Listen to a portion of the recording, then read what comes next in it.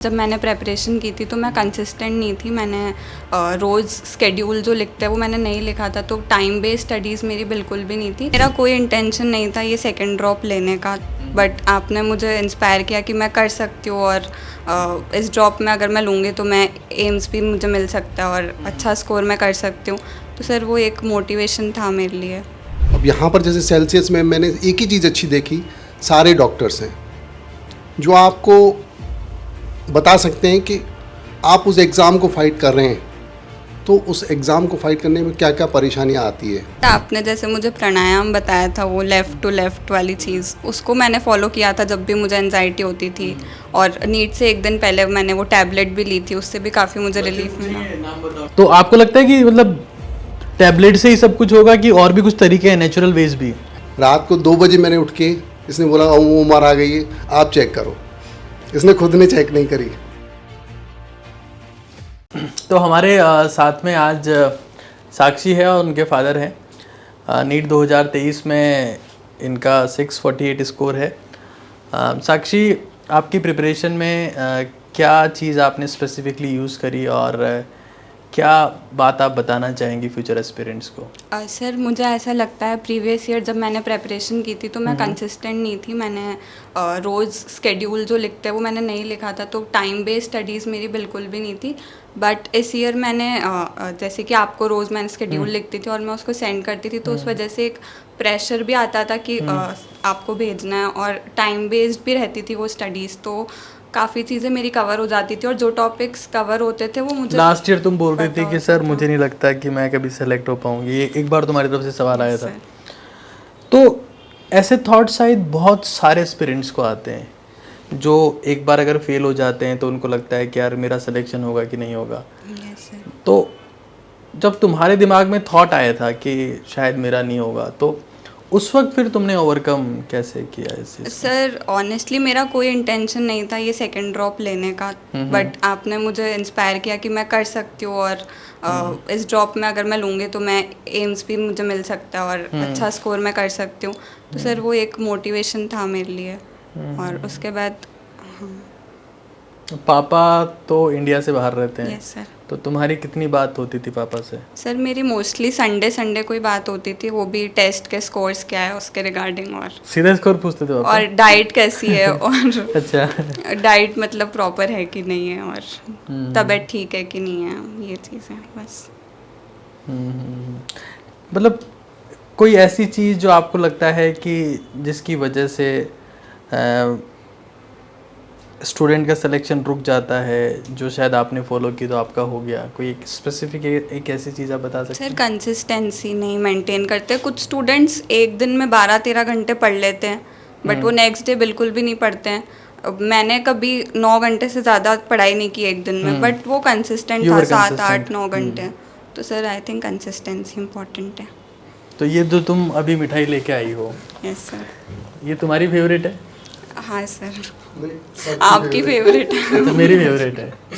ठीक है, तो पहले तुम पापा को खिलाओ एक बार, क्योंकि इनका बहुत बड़ा योगदान है तुम्हारी सक्सेस में। और मैं तो खुद खा ही लूँगा, अभी बाकी लोग भी खाएंगे। बस बस, thank you, I will do that. अभी तुम खाओ इसको पहले, अभी तुम खाओ। सर एक बार माइक आप लीजिए।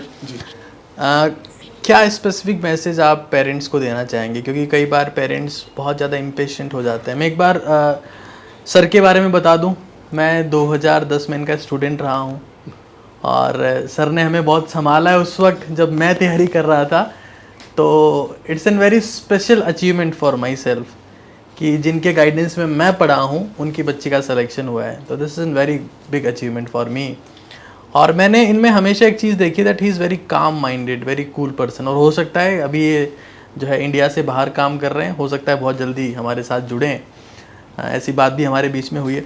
सर क्या कहना चाहेंगे आप उन पेरेंट्स को जो बच्चे कई बार अनसक्सेसफुल हो जाते हैं, तो थोड़ा सा पेशेंस लूज़ कर देते हैं कि यार कि होगा कि नहीं होगा, और फिर वो मतलब नेगेटिवली मोटिवेट करते हैं कि यार तेरे से नहीं होगा, कि तू नहीं कर सकता। उन पेरेंट्स को क्या कहेंगे आप सर? फर्स्ट ऑफ ऑल सबसे पहले मैं नमस्ते कहूँगा सभी पेरेंट्स को, ठीक है। दूसरी बात कि आप बच्चे को कहीं भी डालें, किसी भी कोचिंग में डालें, सबसे पहले आप ये देखें कि वहाँ पर जो पढ़ाने वाले हैं वो क्या है।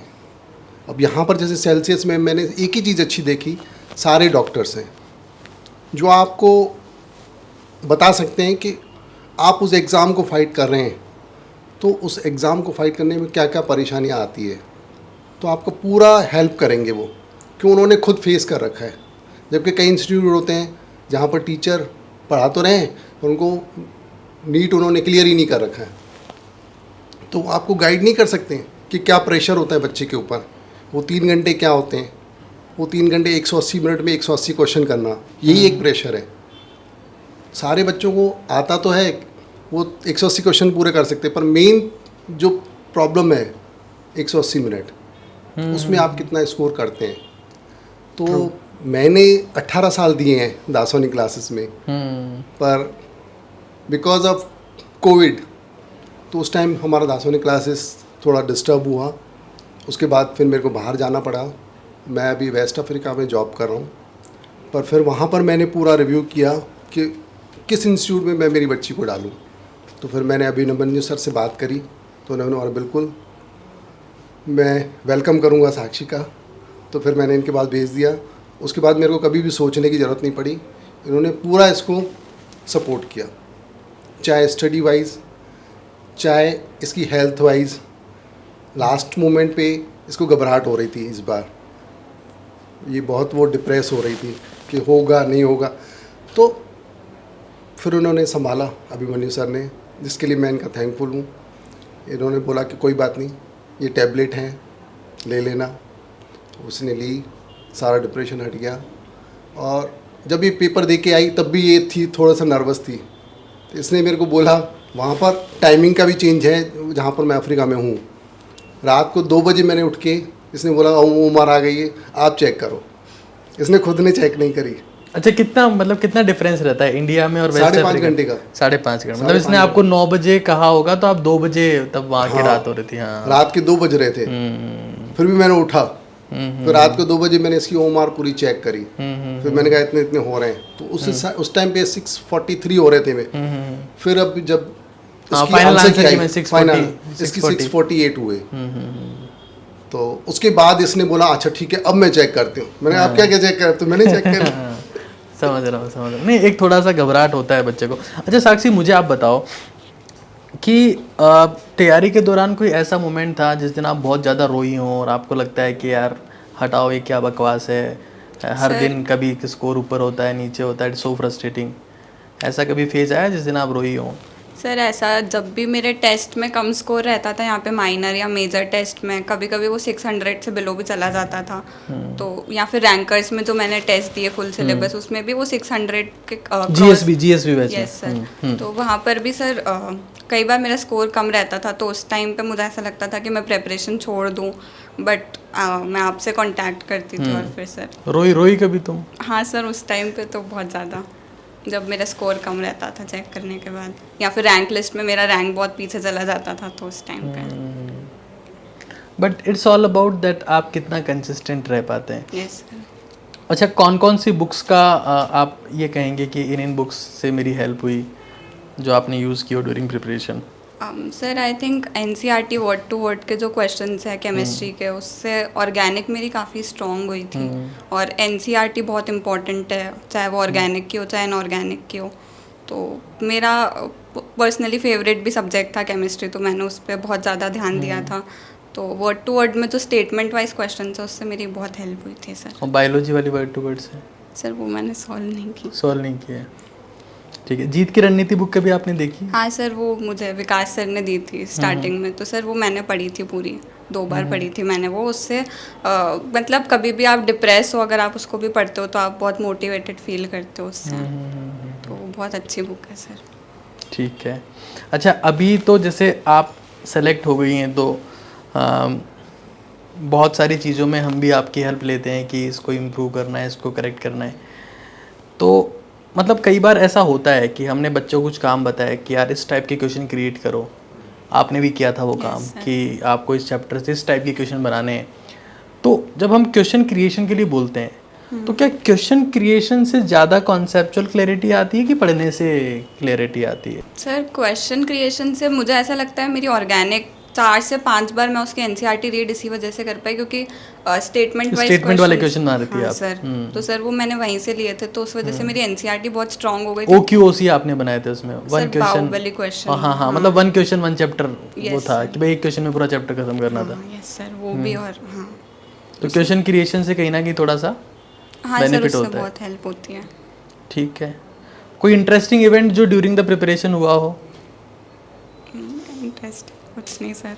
कुछ नहीं। सेलिब्रेशन हुआ था वो इंटरेस्टिंग नहीं था, डांस कर रहे थे। अच्छा चलिए ठीक है, आप अपनी मतलब सक्सेस में सबसे ज़्यादा आपको क्या लगता है, मतलब who was responsible behind your success? Sir आप सबसे पहले तो झूठ मत बोलना सर सच में सर मैंने पूरे साल में सबसे ज़्यादा कांटेक्ट ही आपसे किया है। मैं मेरा किसी से भी इतना ज़्यादा बात भी नहीं हुई और कुछ भी नहीं था इतना इंटरेक्शन।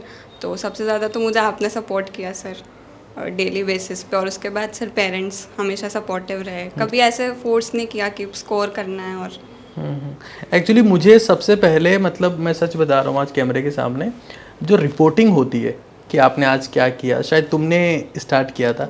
अब ये DWR लॉन्च हुआ है तो उसके बारे में तुम्हारा क्या कहना है? सर वो बुक मैंने देखी और मतलब जैसे आपने मुझे बताया था कि टाइम बेस्ड स्टडीज़ करो तो उसमें सारे सेक्शंस है टाइम का अलग और रिग्रेट्स क्या हैं और आज क्या किया विल में। तो सर वो मुझे तो तुम्हें लगता है कि अगर कोई इंसान उसको 300 दिन तक शिद्दत से फील करता है तो दैट यू फील कि सर उससे बहुत कॉन्फिडेंस डेवलप होगा उसको फील करने, क्योंकि उसको मैंने इतना कुछ बाद, किया है अपनी प्रिपरेशन। Yes sir. एक फाइनल टिप जो आप अपने एस्पिरेंट्स जो मतलब जूनियर्स होंगे आपके, उनको आप देना चाहेंगे? सर यही कि इतने में मैं थोड़ी सी काजू कतली खा लेता हूँ, मेरी एनर्जी कम लग रही है मुझे। हाँ सर यही कि कॉन्फिडेंस लूज़ नहीं करना है और अपने ऊपर ट्रस्ट करना है, सबसे ज़्यादा इम्पॉर्टेंट है। क्योंकि आप अगर कॉन्फिडेंटली नहीं जाते हो नीट के एग्ज़ाम में तो आपको सब आते हुए भी आप स्कोर नहीं कर पाओगे। वो बहुत ज़्यादा इम्पॉर्टेंट है कि आप कॉन्फिडेंट रहें। अच्छा एक इशू होता है एंग्जाइटी का इशू। Yes sir. कई लोग का मुंह ललचा रहा होगा, मतलब लार आ रही होगी, पता है मुझे। सवाल ध्यान से सुनो जो पूछ रहा हूँ मैं। एंग्जाइटी का इशू होता है कि यार पेपर से पहले घबरा गए, है ना? और तुमने मुझे बहुत बार बोला कि तुम्हें ये फील होता था कि पेपर से पहले एंग्शियसनेस। Yes sir. तो कैसे मैनेज करें उसे? सर आपने जैसे मुझे प्राणायाम बताया था वो लेफ़्ट टू लेफ़्ट वाली चीज़, उसको मैंने फॉलो किया था जब भी मुझे एंजाइटी होती थी। और नीट से एक दिन पहले मैंने वो टैबलेट भी ली थी, उससे भी काफ़ी मुझे बच्चे पूछेंगे नाम बताओ। प्रोपेनोलॉल ली थी मैंने वो टैबलेट। वैसे कई बार मतलब वो टैबलेट बेसिकली क्या होता है कि इमरजेंसी में यूज़ करने की होती है, ऐसा नहीं कि कई लोग उसको डेली बेसिस पर यूज़ करना शुरू कर दें।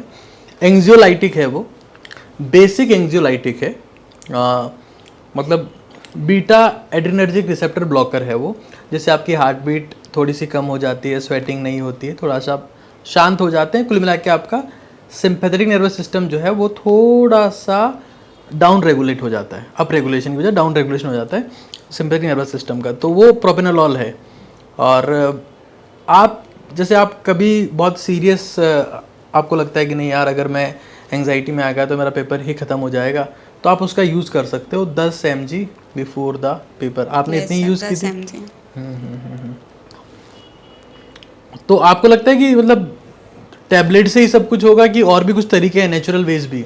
सर डाइट में जैसे अपन ड्राई फ्रूट्स इंक्लूड कर सकते हैं। वास्तव में कुछ फायदा होता है उससे? हाँ सर, आमंड्स और वॉलनट्स उससे काफ़ी ज़्यादा अच्छा। लोग बात तो मानते नहीं मेरी बात। सर मैंने तो फॉलो किया था उस चीज़ को। ठीक है, तो ये बहुत सारी चीज़ें हैं। देखिए मतलब एक वक्त साक्षी ये सोच रही थी कि मेरा सिलेक्शन होगा कि नहीं होगा, मैं चीज़ें छोड़ देती हूँ, बट इसने हर बारीक चीज़ पे काम किया है और कंसिस्टेंसी मेंटेन की है, चाहे स्कोर कम आया हो चाहे बढ़ गया। अगर बढ़ा तो हाइपर मोटिवेट नहीं होगी, मैं तो फोड़ दूंगी, और अगर कम हुआ तो उसके साथ ये नहीं हुआ कि यार अब मेरा क्या होगा। सी वो just consistent, and consistency is the only way to become successful, that is the only thing. तो साक्षी एंड सुरेश सर, आप दोनों को बहुत बहुत बधाई हो। हम उम्मीद करते हैं कि साक्षी का फ्यूचर बहुत बेहतरीन हो। Thank you so much, thank you everyone.